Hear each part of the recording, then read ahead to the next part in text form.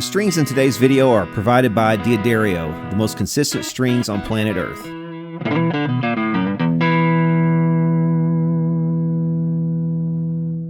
Hello there, lads and ladies. Brad the Guitarologist here. Today we're going to do something a bit different. Today I'm going to tell you the story of a very special guitar. Sometime in mid-1993, as an early 16th birthday present, my mom, then a coal miner, paid the princely sum of $700 on what would become my first ever professional grade musical instrument. A near mint, very slightly used, 1989 Charvel 750 XL Archtop Soloist. Bought from a tiny music store in Henderson, Kentucky called Abba's Music, this gift was in lieu of what could have been my first car. It seemed that when given a choice between a means of travel and the social autonomy that comes along with that, and the siren call of an amber-colored flaming Excalibur, my priorities in life were already clearly defined. I did not know it at the time, but what my mom's $700 in back-breaking coal miner salary, $1,500 in today's money, had bought me was probably the best Japanese production electric guitar of the 1980s, and probably of all time. What I also did not know until much later, an obscure fusion guitarist from Memphis, Tennessee named Shawn had coincidentally chosen this exact same model for his recent 1993 tour. Made in the Chushin Gakki factory for a little over a year, from late 1988 through early 1990, the 750 XL sat at the pinnacle of the Charvel Professional Series import line. Coming on the heels of their highly successful Model Series, which ran from 1986 through late 1988 and included the thru Model 6 flagship, their new Classic Series, Fusion Series, and Professional Series now featured a fresh headstock logo in a smooth toothpaste font. Where the Classic Series reprised many of the features of the lower models from the Model Series, the Fusion Series experimented with guitars with a fusion of specs with all Gibson 24 3/4 scale lengths.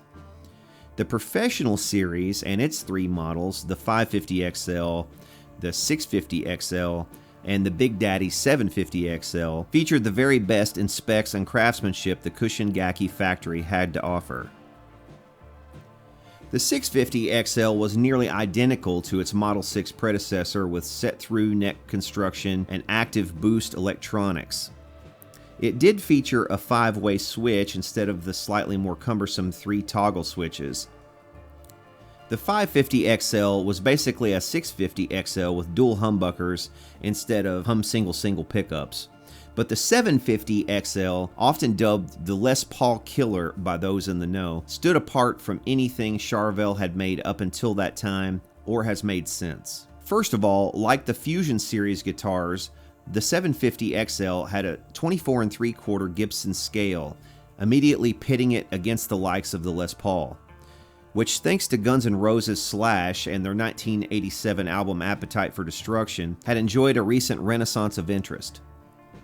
But instead of simply copying the Les Paul, as so many Japanese companies such as Chushin Gakki, the Ibanez parent, had done in the past, the Chushin Gakki craftsman decided to take the basic idea of a Les Paul, with its arched flame maple top on a thick mahogany body, dual passive overwound humbuckers, and fully bound neck, and give it a deluxe super strat spin. Gone was the single cut Les Paul body, and in its place was an arched top super strat style double cut with a massive mahogany base, explosively flame maple top, maple set-through neck capped with a 24-fret bound fretboard with jumbo frets, and reverse real mother-of-pearl shark fin inlays. The reverse inlays with the thick end on the high E side of the fretboard emphasized soloist playing on the higher registers. Access to the upper frets were further enhanced during the model's run with increasingly deep carved bevels in the body horns. Also gone were the 4 control knobs of the Gibson model in favor of a sleek and simplified single volume and single tone control. A 5-way selector switch replaced the Les Paul's 3-way, giving the player access to the coveted Strat 2 and 4 quack positions, not achievable on a standard Les Paul. The neck too got a shred-ready twist with an ultra-thin C-profile neck that just begs for 3-note per string scales. And finally, gone is the stable but ultimately limiting tune-o-matic Gibson bridge, and in its place, A state-of-the-art, German Schaller-made, Jackson-labeled Floyd Rose double-locking vibrato that will not go out of tune even if you try. Man, I'm getting horny just thinking about this guitar. Is it any wonder why teenage me decided this beautiful instrument was better than some boxy used car?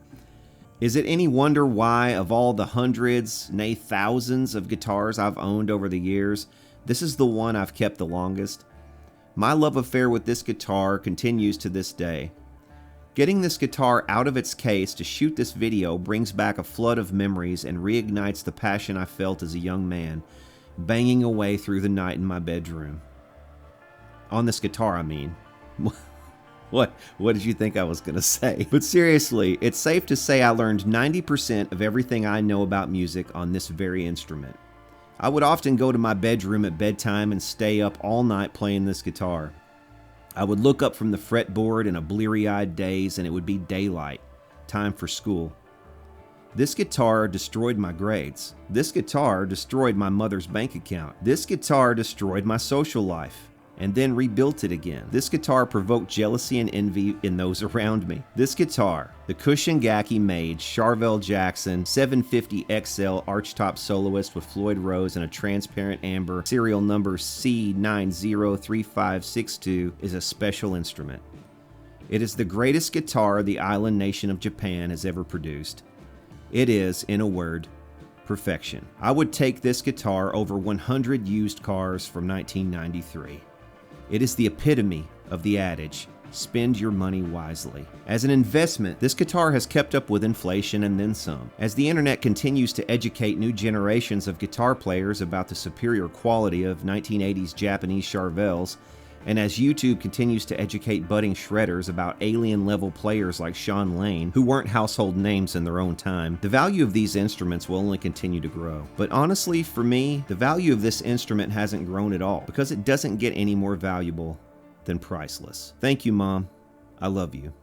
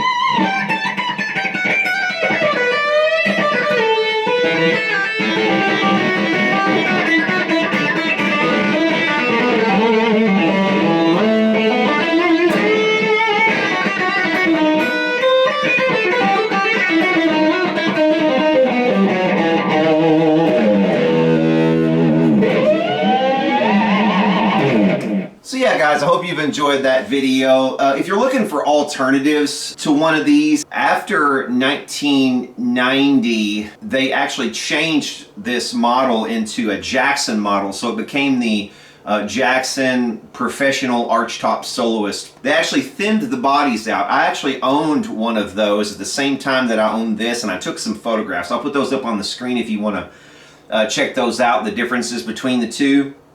The biggest difference was that the body was much thinner on the Jackson. Also, they replaced the 5-way switch with a 3-way switch, which I dislike, because actually you can get the Strat quack positions with this guitar, which is incredible, really, for a 2-humbucker guitar. It's going to be kind of hard to show that right now because I've got this tiny little practice amp. They also made a version of this guitar for the Japanese market only, which appears to be very rare, and I've only ever seen one, and I'll put pictures of it up on the screen with the model number there in case you want to look for one of those. If you happen to be in Japan or maybe other Asian countries, they might be more plentiful over there. I really don't know.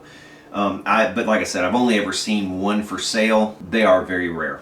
But yeah, this is a really versatile, really just Sweet, great guitar. I've really enjoyed having this thing. It's been my prized possession since I was 16 years old pretty much, and it's the one guitar probably that I would never get rid of under any circumstance. You know, I do have a lot of guitars, and most of them I can envision scenarios where I would end up getting rid of them, but I can't envision a scenario where I would part with this one. I would like to hear from you guys in the comments below. Tell me, what is your #1 guitar? What's your first love guitar? What's that one that made you fall in love with the instrument in the first place? Do you still have it? Is it the one that got away? I want to hear all your stories in the comments down below, and for now, we'll see y'all later.